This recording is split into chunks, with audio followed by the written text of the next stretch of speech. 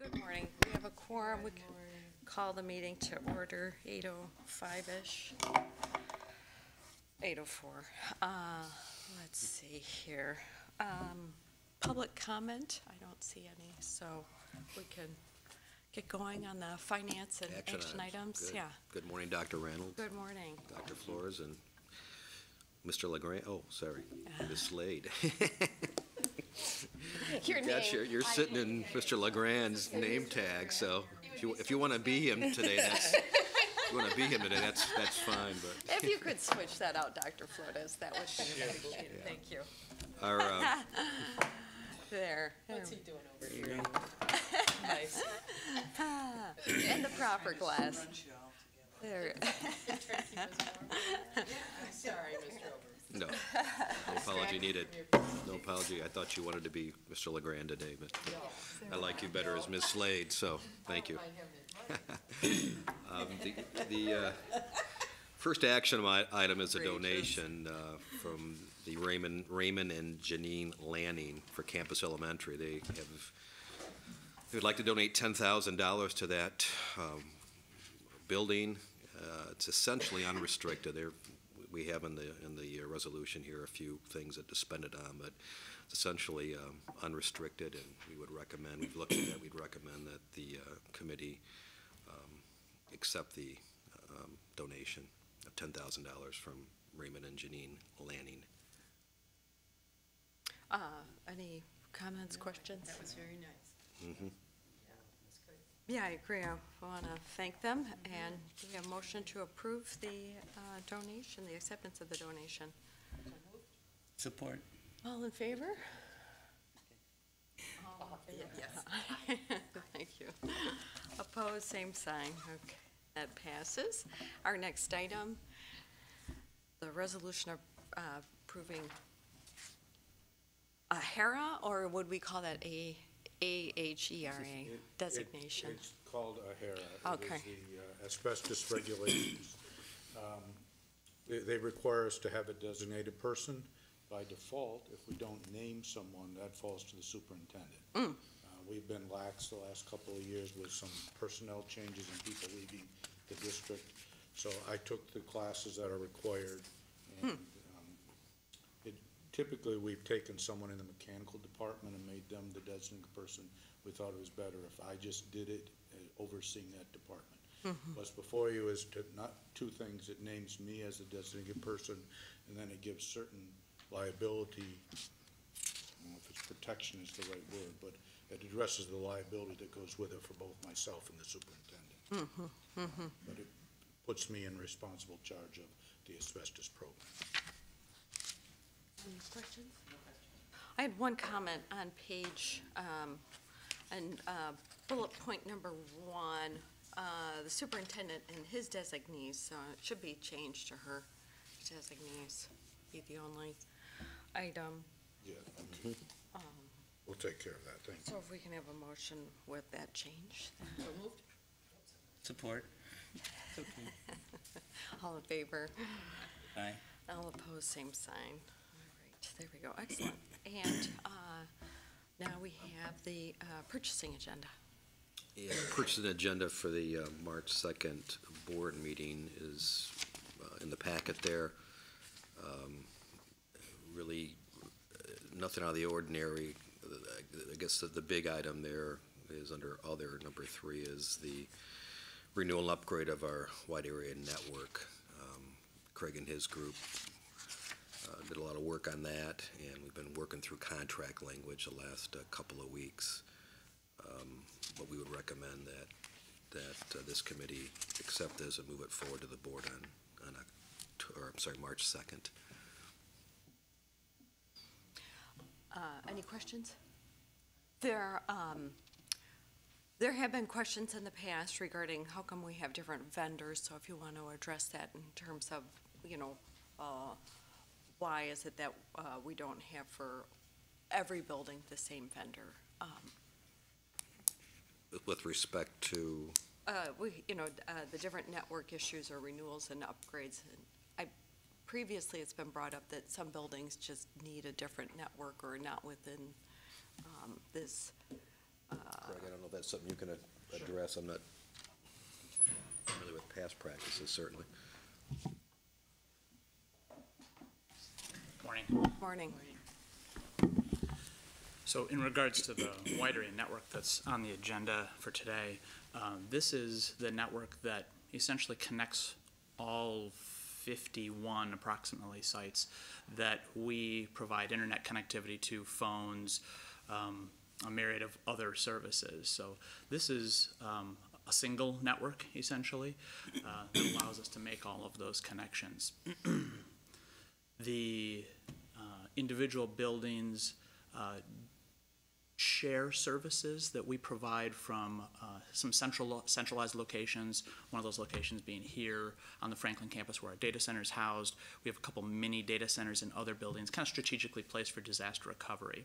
And so what we'll do is bring things like internet service, phone service into those strategic locations and then use this wide area network to distribute them to all of our buildings. Did that answer your question? Yes, yeah, yeah. I just wanted, previously, people had wondered, and so, it's nice to know that we have some duplicity so that people can, if there is a problem, then we can recover data. And then also, why there are different vendors listed is helpful too. Thank you. Okay. Is that it? We have just a small purchasing agenda today.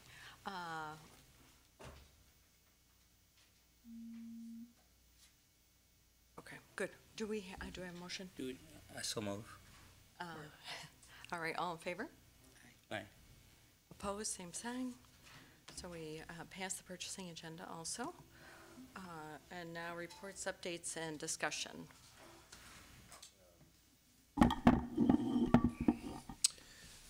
The first item there is the January financial statements, and last month I presented what I call the financial dashboard to summarize the financial information. And after that meeting, I know there was some requested tweaks to that, and so what you have in front of you now, titled Financial Dashboard, January 31st, 2015, is a little different format, which in particular breaks the expenditure side into more functional categories. We've got salaries broken out into 5 different categories there, and then some of our other major expenditure categories.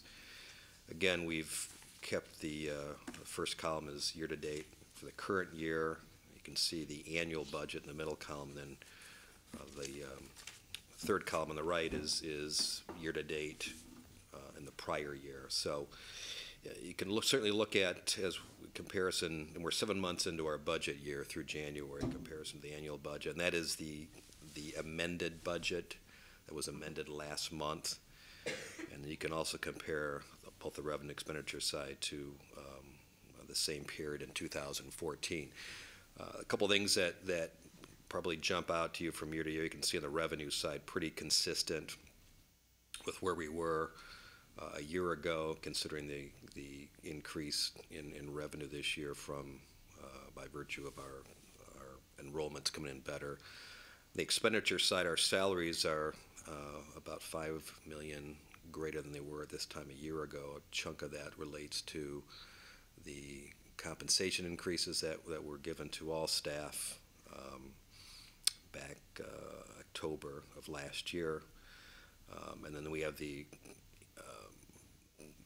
increases in the compensation-driven benefits, if you will, which is primarily retirement and some of the FICA. So you can see some increases. Some of these changes also from year to year result from some timing differences. These monthly financial statements are essentially on a modified cash basis. So if we pay an expense earlier or later than the prior year, that'll impact what you see on the expense side as well as the revenue side. So all in all, through the first 7 months, we've dipped into our fund balance. If you go a little bit farther down there, you'll see the expenditure as a percent is 6.4%. Again, our amended budget from last month shows us coming at the end of the year at about 5.5% of fund balance. We still have a healthy cash and investment position, a little bit higher than we were a year ago. Our bonded debt continues to be paid down according to schedule, and we'll have another payment, I believe, due around May 1st of this year. And then capital expenditures reflect primarily the warm, safe, and dry expenditures, about $300,000 higher than at this point a year ago. And then the last item there is the enrollment, month-end enrollment, again, a little, pretty much comparable, 17,500 head count, if you will, from as of the end of January 2015, 17 and a half at the end of 14. So welcome to any comments on this format. If that gives you some additional information that you were looking for, certainly we can make some other tweaks. So all in all, through the first 7 months of the year, we're trending as we would expect, and continue to move forward at the end of the year, and hopefully we'll hit our budget or come in better than that. So no concerns at this point in time from a financial perspective. I will mention we've just about kicked off our on Friday, the next year's budget sheets went out to the building, so the fiscal year 16 budgeting process will be in full swing here now, if you will, with the intention of getting to this committee as well as the board a fiscal 16 budget much earlier than certainly last year, the last couple of years. So, and we're on point right now to do that as we move forward here. So. Great. Well, thank you, Mr. Oberst. This really just adds more definition to the board's understanding of the budgeting process and everything. So thank you very much. And then again, I'll continue, as I mentioned last month, to provide all the detail supporting that for those that really want to drill down into the guts. And there's also this dashboard is just our main operating fund, the general fund. The details surrounding it, there's also some information on the special revenue fund, capital fund, I think, and debt fund. So you can look at those items too. But this really what drives our day-to-day operations is the general fund. So. Great. Excellent. Ken, you want to warm, safe, and dry? Warm, safe, and dry. The warm, safe, and dry update was in your packet. A couple of things I wanted to bring up. At last month's finance, one of the projects that was part of purchasing was B&V Mechanical to do the pool air handler at Union. It's been brought to my attention, we weren't clear in how that was going to be paid. The bid was through B&V, and they will do the work. It should have noted that it will be under Triangle, the construction manager, so our payments will go to Triangle, who will then in turn pay B&V and manage the project. So we'll make sure that on the future ones that we're clear which are direct from us and which are through the construction manager for payment items. A couple other things, we're trying to close out the previous projects, and there are a few that from last year that are still hanging there. A number of roofs are not completed. They have punch list items, and so they have not had their final inspection, so they're still open until they are completed. The energy heating management at City High is not completed. I think there are 3 different contracts there. We've been having some difficulties with the control system part, that it's not operating the way it was intended. Those won't be closed out until we are 100% satisfied. Obviously, we haven't paid them off. We're working within our own team to monitor more closely, to get the data to the contractor to get them operating correctly. But it's not doing what it's supposed to. And part of our feeling is we want to make sure we understand exactly if there's anything we need to change on future buildings in our design spec, but we want to make sure that that's functioning before we close it out. Otherwise, we are underway with Triangle for this year's projects, getting them the final designs and getting them in the bidding process. Any questions? questions, then we can move forward. Good. Item 3, and Depressing.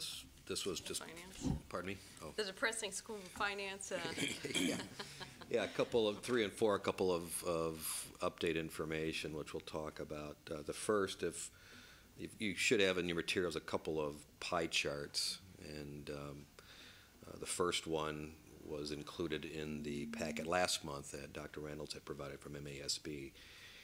And the pie chart is the fiscal year 11, if you will, school aid fund, and you can see the different slices in terms of the source of revenues for the school aid fund that funds school. The larger pie chart is the fiscal year 14 revenue source, just to give you some idea of how some of the funding sources have changed over, well, I guess, a 3-year, 4-year time frame. So again, most of it, as we know, is still financed with the sales tax. And in 11, the sales use tax was about 42%. This year's sales use tax is about 50%. So more of the just ended year of this school aid fund is from sales tax. Income tax is still a big piece of it. It was about 15%. I'm sorry, 18% back in 2011. It's almost 21% at the end of fiscal year 14. And the state education tax, which is at 6 mills, that's applied to the property tax in the current year, almost 16%. Back in 2000, about 15%. If you look at that, and then following the graphs, there's a document called State Budget Office School Aid Executive Budget, fiscal years 15, 16, and 17. Balance sheet in millions. It's 3 columns, fiscal year 15, 16, and 17. Mm-hmm. That is the way that really at the state level and the finance people in the school districts look at the school aid fund. In the fiscal year 15 column, it's the year current year that we're in, you can see that the revenue source is almost $14 million, $13.923 million. And then the section below it is the intent to spend those dollars prior to the adjustments to the current year budget, which came out a couple of weeks ago, along with the governor's budget proposal for next year. I'll get to that in just a minute. So they intended to spend $13.8 million and to have an ongoing balance, if you will, to go forward to fiscal year 16 of almost $124 million. The section at the end there, one-time school aid fund payments, those are the adjustments to the current year school aid fund to address the shortfalls in the current year state budget. Inasmuch as the school aid fund had expected surpluses based on the January revenue estimating, the general budget for the state had deficits. So given we had to have a balanced budget, there had to be cuts made. And the governor has the option as it relates to higher education, which most of the higher education's funding comes from the general fund, if you will. So they could take dollars of the school aid fund to address the budget shortfall in the general fund. And so that section down there, one-time school aid fund payments, those are the adjustments that they intend to make, or they out of the school aid fund to fund the help fund the deficit in the general fund, mostly to higher education. There is no actual impact of funding currently to K through 12. There's still enough dollars to fund us as expected, but extra dollar amounts. So what that really does is especially in FY16, if you look in FY16, that very bottom line, estimated CAFR balance, you can see the balance in the school aid fund gets down to precariously low 5.3 million. And that's a function of the adjustments made currently, as well as the governor's budget for fiscal year 16, which came almost 2 weeks ago. In that budget for fiscal year 16, again, the House and the Senate will weigh in over the next few months here. We probably won't get a final budget till after the May revenue estimating conference, so sometime end of May. It does add to the foundation allowance about $108 million at $75 per pupil, which will be an increase for us. There are some decreases in funding. The categoricals, which have been around, there's several of them for a number of years, and I think we've talked before in this committee that the categoricals the legislature giveth and they can taketh away, and they've decided to take away a couple of those this year. The best practices, which were funded at $50 per pupil the last several years, it's been reduced in the fiscal year 16 budget from the governor down to $20. It's a $30 decrease. We've qualified as a district for that additional best practices funding. It's built into our budget numbers too. And the other major, and actually larger decreases in this performance funding, which is a categorical, which amounted to $70 a student this year, goes away completely. So $75 increase in the foundation allowance, $100 decrease total in the categoricals. So we have a net decrease of $25 ahead. Now, the governor did propose increasing at-risk dollars by $100 million, from about $300 million to $400 million. Those are restricted dollars, although all of our schools get those dollars. They are restricted in terms of using them. The state fiscal agency has estimated the impact to GRPS of that increase is about $142 ahead. So $142 ahead increase, $25 net decrease, $117. It's about $1.9 million if it comes out that way of additional funding. But again, a chunk of that, most of that increase is restricted in the at-risk dollars. There's some additional dollars associated with a new program. You've heard about this with third grade reading literacy. I think there's $35 million. We don't know yet how that's going to be distributed. And again, none of this, I suppose, makes a whole lot of difference till the Senate and the House weigh in on what they want to do with that. One thing I'll also mention, out of the school aid fund off the top, in the fiscal year 16 budget, another $900 million to fund the unfunded liabilities in the retirement system. That comes right off the top of the school aid fund. It's not available to distribute to K through 12. So that continues to be a huge drain on resources in the classroom when you're funding this massive retirement system. All in, there's about $1 billion going from state resources into the retirement system for fiscal year 16 under the governor's budget. Likely that piece of it won't change significantly. So we'll stay tuned. And a number of other things included in your material is some, I think, pretty good summaries of what came out last or 2 weeks ago. And we'll see what the state or what the House and the Senate last year actually, when it was all said and done, conference committee proposal, which became law, actually was the best of the you had the governors, you had the House version, you had the Senate version, you had conference committee. Conference committee became law. That actually was the best of the four. So we came out good last year. Remains to be seen what happens this year. And again, really nothing will be finalized till after the revenue estimating conference in Bin Bay, when they again estimate what things look like. So I'm already hearing sound bites from legislatures looking at just $75 increase in foundation allowance and saying, see what we're giving more money to K through 12, and they neglect the fact that those categoricals are going away, which we knew that was always a risk, but it's significant. So even if the governor's budget goes untouched, that $1.9 million is only about a 1% overall increase in funding, and that just doesn't cut it in terms of the costs we have to deal with to operate the schools. So stay tuned. We'll see what happens. Do you have any questions or comments? I also, one thing also mentions also a history of the foundation allowance for us with the proposed 2016. We're at 72.51 this year, and $75 gets us to 73.26.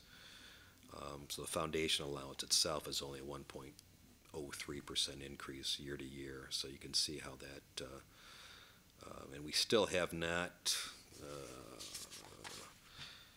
we still, if you look at the proposed 2016 foundation allowance of 73.26, and you go back up the column there, you can see we're at 73.49 back in 2006-07. So with the cuts that took place during the recession, we're still not back up to where we were 7-8 years ago. And as you know, our costs have been, in spite of the changes we've made, the building close and the transformation plan, it's difficult to run any school district when your dollars are less than what they were 7-8 years ago. So. And you shared with us last year the CPI inflation. These don't cover inflation as well. Right. One question, Mr. Oberst. Yes. The preschool, they now seems to be the talk and the focus is early childhood, which really, to a small extent, will go to school districts like ours that does a lot for the ISD, but a lot of that money still won't. That seems to be some grassroots efforts. But preschool, they keep droning on Great Start Readiness Program, which we have a fabulous one, but we don't have it fully funded for all the preschoolers that we have in our district. No, a year ago, there was a significant increase in preschool dollars. The governor's budget for next year maintains that same level of funding, no increase, but maintains that same level of funding, about $240 million, I believe, in preschool. So, yeah, I mean, it's, we've got more dollars the last couple of years, but you still hear that, and I think they've chosen, I said, to spend dollars on this new reading literacy, which makes sense. We also don't know with the increase in the at-risk dollars. Again, the current year we're in, there were some changes in how we could spend those dollars. They had major categories. They wanted it focused on, again, 3rd grade reading achievement and 11th grade college and career readiness, but they didn't really define what that meant. So we had some flexibility, which was good, to develop within our district the programs or fund the programs that we thought could achieve that. Don't know what it's going to look like this year. Kind of guidelines around the at-risk dollars are not out yet. It does appear the new funding, the new dollars for 3rd grade literacy will have, I'm going to say some more, really, at least the language so far talks about some state-developed, state-mandated programs. So it appears with those dollars we'll have less flexibility. The state's going to kind of tell us how to spend them, what kind of programs to use for that. But we'll see with the at-risk dollars if those things will change for next year. And again, that guidelines around that really don't come out after the budget's passed, and probably sometime this summer, late summer, early fall, before we know for sure what that's going to look like. So again, unrestricted dollars are better. We'll take it all, but unrestricted's better because it allows us to put the dollars we think, benefits us best as a district. And that's why, even though we have an increase on the governor's budget, it's all in restricted dollars, which we can spend, just not on everything we maybe want to spend it on. So. Yeah, and hopefully it's not on programming versus actually getting bodies in the classroom. Yeah. Teaching children. And again, this, I need to remind everyone that this could all change pending the election in May. And, we're hearing a lot of not so optimistic predictions at this point in time, but we'll see. And if that does not pass, the sales tax increase, then it could look very dire for schools, because there has been talk that it doesn't, there's some speculation if it doesn't pass, and they'll go back to one of the proposals that was surfaced last December, where they take all the sales tax from the fuel sales and direct it all to road construction at the expense of schools, about $800 million decrease in sales tax revenue to the school aid fund, so that's not good. So it's a combination of trying to get that passed and then see what the legislature does, the House and Senate with the governor's budget. And all that we're trying to do, we're trying to, as I said, we just started our fiscal year 16 budget. You can see why this is going to go until, hopefully we'll have everything, all the information at least we need by the end of May, but we can't make final budget determinations till we know what the funding looks like. And when you have a sales tax election that's that late in our budgeting year, when you have to approve it as a board and as a committee before the end of June, it's timelines. But we'll get everything else done before then and wait in the revenue side till after the election in May. Seems like that's normal. I'm just curious on reading about the Michigan Virtual School and how many students we have participating in that, or your projection of what we will have and its impact on our district. Do you see that growing, or? I don't, Dr. Flores, I don't know right off the top of my head. Our participation has not been significant, but I can certainly get back to you on what our plan is for next year too, if we have that information, these projections we think are the various buildings and those kinds of programs are. So that is, I mean, as you know, that this past couple of years, those virtual schools have grown tremendously at the expense of the rest of the district. So it's going forward, it's probably an area we're going to have to play in.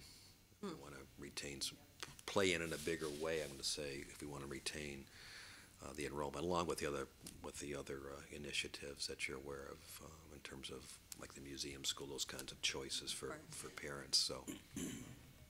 Yeah, I know a friend that has a child technically in Coopersville, but then is going online school. So I don't know if there is some bit of a pass-through, which may be worthwhile. But Coopersville may be a contact in terms of, is there some benefit or? It was just a lawsuit.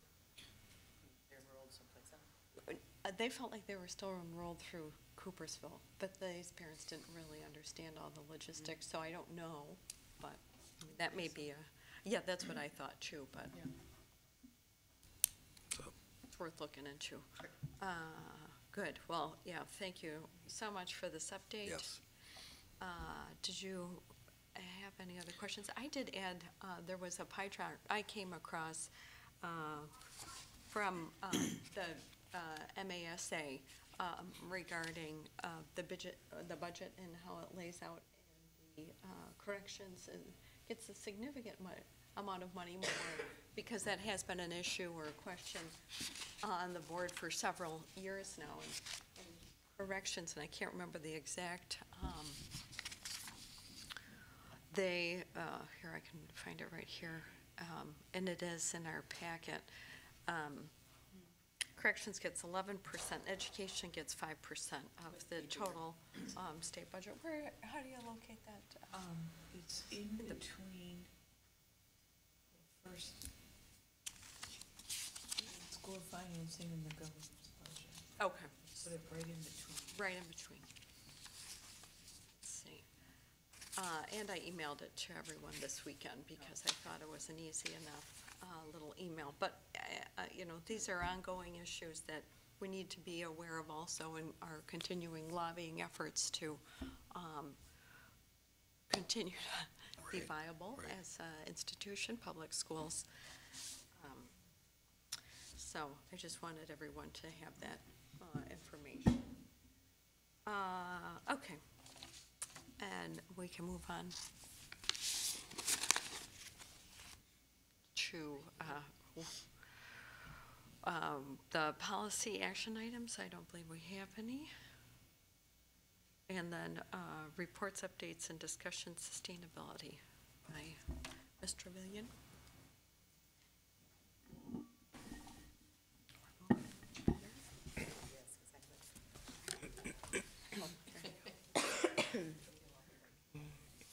Good morning. Good morning. So far, over the past month, a bulk of my work has been focusing on really refining a process and developing a plan for the district to engage in a sustainability planning process, and who owns different pieces of information, data, both quantitative and qualitative, to develop what kind of a recent history in terms of what efforts have been done by the district towards sustainability, whether they've been identified as such or not. I think a lot of work has been done that maybe people don't think about as sustainable or done for the purpose of being sustainable, but should be documented nonetheless and used to help us assess what kind of our baseline is in terms of sustainability across the district. So I've really been working on that planning process and developing how that's going to come together in a timeline for that, aiming for August 1st for that plan process to be done and to have a plan ready for presentation to the board at that time.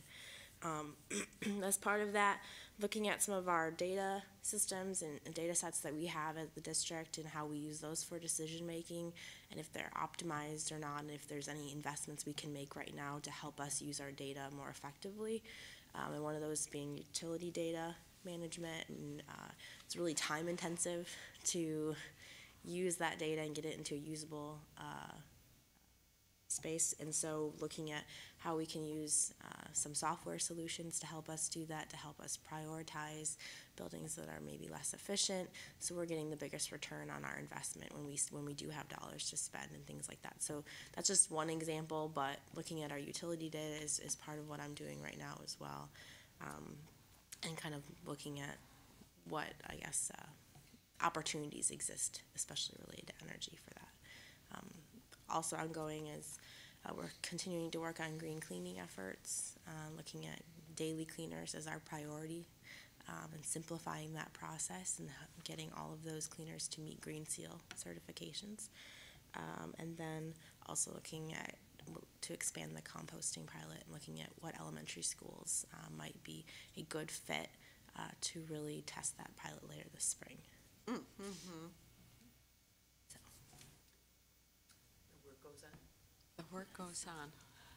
I know that Palmer is near city, and some of the students have gone from city to Palmer for a couple volunteer projects, and so that may be an easy, Sure. Where there is a little bit of a relationship already, even given the move and all of that. So that may be. Okay. And then I don't know if you are aware of TKO. I don't know what it's called. Lisa Oliver King, the kitchen something. And she does seeds and planting at MLK with the kids there. And then I don't think Baxter is part of our group, but they have a greenhouse there, Okay. which is fairly close to MLK. I don't know if MLK has a greenhouse, but our kitchen table. Okay. That's where it was, yeah. But she may be someone in terms of understanding what sort of little projects have been happening Great. around the Yeah. district. Okay, great, thanks. Yeah. Anything else? Any comments? Just curious what we're doing in the area of lighting and heating. We talked a little bit about that last time. We're moving toward green energy. Mm-hmm. I think that's part of this whole getting the actual reports up and running. And So we're still collecting data on that then? yeah. I think, first piece is really getting the data, and then second piece is gonna have to be looking at financing options, so different ways to, creatively finance, either if it's an energy efficiency retrofit, or if, I believe you suggested looking at solar energy or things like that. Those require large upfront investment, and so just figuring out what financing models will work best for the district and work within the budget and the resources that we currently have, so we can develop a plan to be as strategic as possible with investing those dollars. We're also looking at updating our design standards. So if we renovate a classroom, we have then the opportunity to change all the lighting. It becomes difficult to change one fixture different than the others, but We want that standard in there so we have that opportunity. We really haven't started on exterior lighting, but that's an easy step also that we're looking at getting into our standard for our maintenance team to deal with, and changing those out. So some of those type of lighting opportunities, we've already taken the first initial step to implement. Great. Yeah, anything else? I think that's the plan, is to get everything rolling. On the Ad Hoc Sustainability Committee, which I was chair, we had talked about a green revolving fund, which is an option that, and hopefully that will be part of your proposal in August to get that set up. At that point, we had talked with Kelvin, they had $50,000, and would there be, $100,000, and what would that look like? And that's sort of you have a project identified that's going to have a payback within a 3 to 5 year period, and then from this fund, you fund the project, you do the evaluation before and after, and then find out what you're saving, and then that payback goes back to this fund. So then you can keep doing projects. So that's definitely Would our district qualify for like the Consumers Power Rebate Program as we move toward LED and retrofitting? Any type of rebates we've been taking advantage of for many years. I forget the project, but on one of the recent Warm, Safe, and Dry, we did get a rebate. Our energy office monitors that constantly, and I'm not sure how many folks are aware, we also, and I'm oversimplifying because I don't know the exact terms, but we buy energy in bulk as much as possible, although there's a cap on what's available to us. You've indicated that we've already begun some, change over to more efficient lighting in one of the classrooms, you said? Or? Well, we've changed over, we've been changing to more efficient fluorescent type lighting. Now we're starting to write the standard so we can change to even more efficient, whether it's LED or other types of lighting. Great. Yeah, as a personal comment, my kids swim and run and whatever at Ottawa, and the exterior lighting is not very user-friendly, so yes, that would be for myself in terms of updating those sorts of things in terms of not only energy efficiency, but welcoming and easily identifying the entrance for anyone visiting. Anything else? Nope. All right, meeting adjourned. Thank you, everyone. Very good. Very good, thank you. Oh, I'm going to share this.